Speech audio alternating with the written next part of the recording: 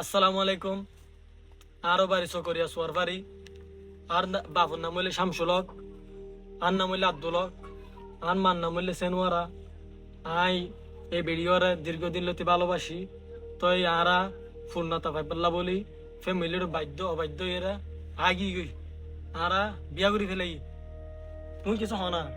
আসসালামু আলাইকুম রহমতুল্লাহ। আর নাম হইলে রাবিয়া হাতু, আর আব্বার নাম শামসুর রহমান। আরো বাড়ি চকরিয়া সোয়ার ফারিত মানে হাসপাড়া।